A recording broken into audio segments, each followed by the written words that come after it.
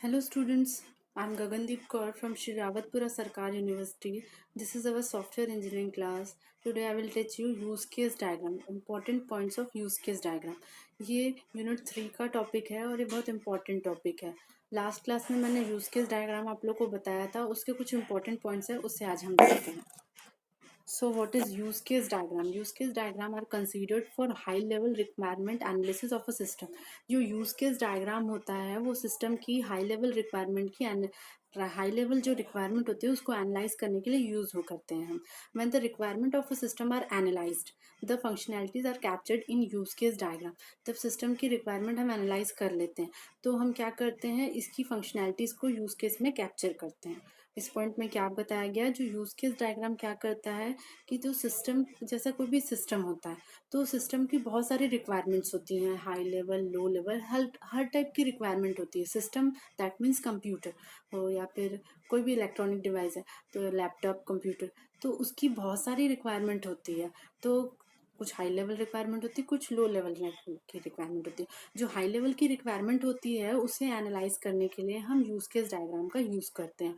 Okay, we can say that use case are nothing but the system functionalities written in an organized manner. जो use case होता है उसकी help से हम system की requirement को एक प्रॉपर मैनर में ऑर्गेनाइज करते हैं. The second thing which is relevant to use case are the actors. तो जो सेकेंड चीज़ है जो यूज केस में बहुत इंपॉर्टेंट है वो है actor. Actors are can be defined as something that interact with the system.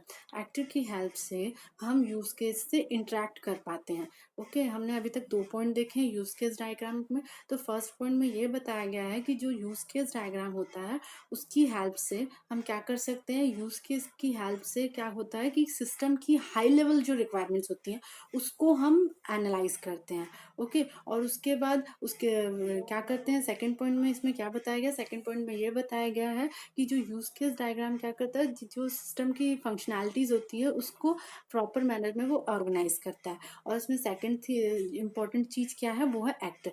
Actor इसमें सेकंड इम्पॉर्टेंट चीज़ है जिसकी हेल्प से हम क्या करते हैं, एक्टर की हेल्प से हम सिस्टम से कम्युनिकेट कर पाते हैं. Actor can be human user. जो एक्टर होते हैं वो ह्यूमन यूजर होते हैं. सम इंटरनल एप्लीकेशन और maybe some external application. When we are planning to draw a use case diagram we should have the following item identified. अगर हम plan कर रहे हैं कि हमें एक यूज केस डायग्राम बनाना है तो हमें ये पॉइंट्स में ध्यान देना पड़ेगा. फर्स्ट कौन सा है, functionalities to be represented as use case. Okay, first point ये है कि जो भी फंक्शनैलिटीज़ हैं उसको हम use case as a represent करेंगे. सेकंड है actors and last one is relationships among the use case and actor. मतलब यूज केस और एक्टर के बीच क्या रिलेशनशिप है ये भी हम इसमें डिफाइन करेंगे. ओके, अब नेक्स्ट स्लाइड में जाते हैं. नेक्स्ट स्लाइड में यूज केस के बारे में क्या लिखा गया वो हम देखते हैं. Use case diagram are drawn to capture the functional requirement of a system. Use case की हेल्प से हम क्या करते हैं, किसी भी सिस्टम की फंक्शनल रिक्वायरमेंट को कैप्चर करते हैं. After identified above item we have to use the following guideline to draw efficient use case diagram. जब हमने सिस्टम की फंक्शनल रिक्वायरमेंट देख ली है उसके बाद हमें यूज केस डायग्राम बनाना है और कौन कौन सी बातों में ध्यान रखना है ये हम देखेंगे. Okay, the name of a use case is very important.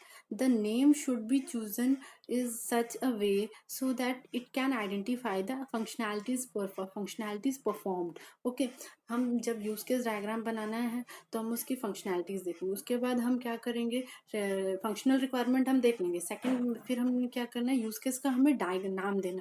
Use case का हम नाम देंगे, नाम भी ऐसा देंगे जो उसका फंक्शन है, जो उसका फंक्शन है उससे रिलेवेंट होना चाहिए नाम. फिर क्या है, गिव